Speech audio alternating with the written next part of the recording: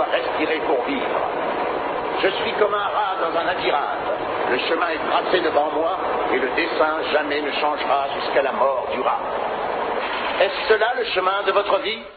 Un cercle fermé? Un labyrinthe sans but et sans signification? La vie n'a pour vous aucun sens?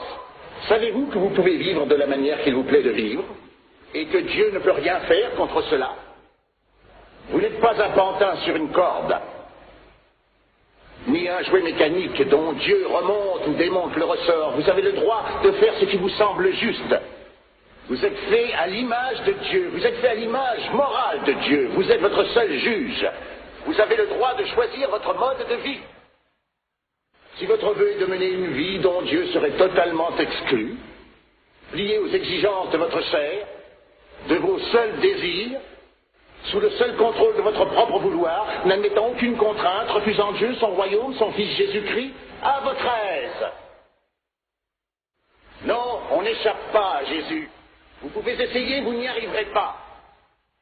Si Jésus prétendait être Dieu, sachant qu'il ne l'est pas, alors, bien sûr, il ne serait qu'un menteur.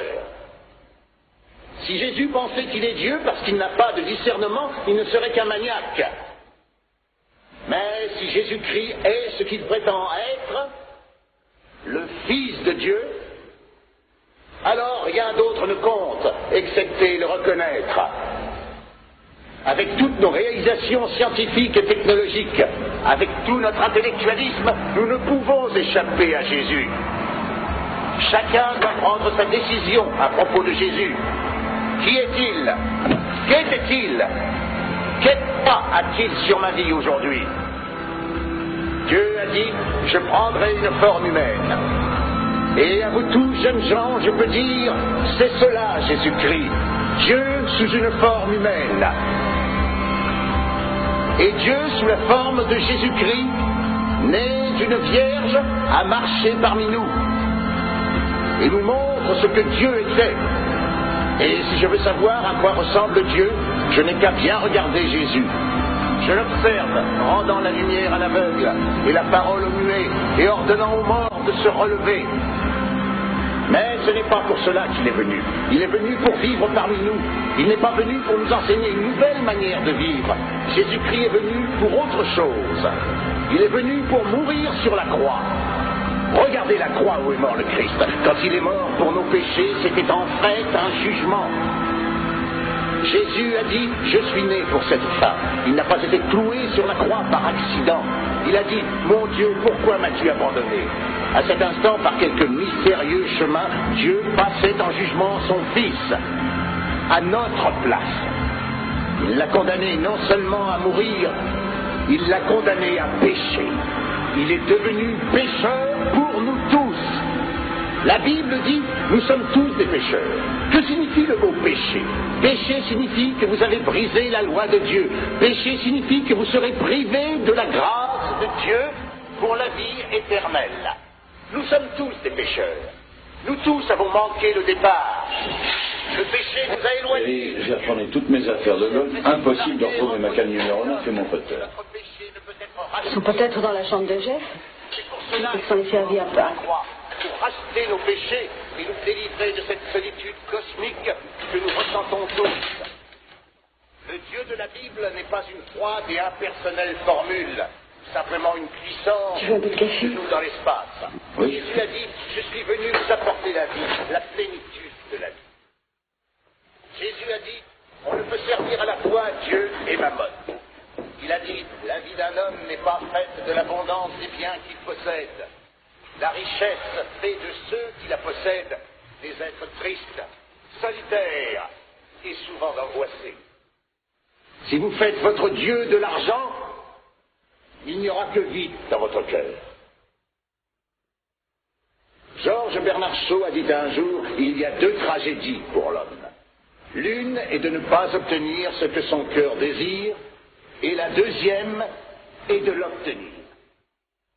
Bien des gens s'imaginent que la fortune apporte le bonheur. Ceux d'entre vous qui possèdent une grosse fortune, sont-ils heureux pour cela? Deux tragédies, être riche ou ne pas être riche. Parce que sans l'aide de Dieu, La vie n'a aucun sel, aucun but, aucun sens. Vous êtes fait pour Dieu. Et sans Dieu, vous n'obtiendrez jamais une satisfaction totale, un complet accomplissement. Combien de personnes parmi celles qui me regardent ont des problèmes à la maison? Dieu peut vous donner une nouvelle maison. Tournez-vous vers lui, abandonnez votre égoïsme, mettez Christ au premier plan et vous serez guéris. D'où vient cette guérison? C'est Christ qui l'envoie à qui vient à lui à genoux. Si vous attendez d'avoir tout compris, d'avoir accepté scientifiquement, vous n'y viendrez jamais.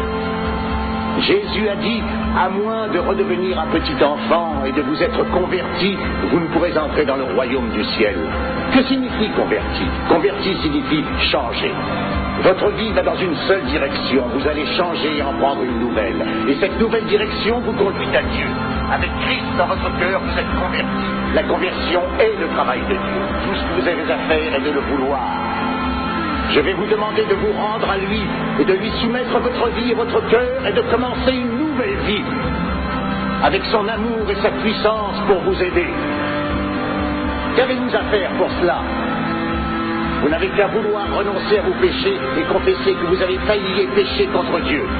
Je vais vous demander par la foi de venir à la croix où il a versé son sang pour vous et le laisser vous laver de votre passé, de changer votre vie et de faire de vous une nouvelle personne.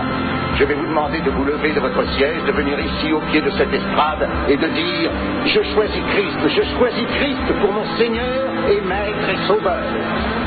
Il y a un jeune homme, il y a une jeune femme, il y a un père, il y a une mère à qui Christ va parler. Vous allez devoir affronter la mort, devoir affronter le jugement de Dieu. Par-dessus tout, vous allez devoir affronter la vie. Et vous ne pouvez rien affronter sans Christ.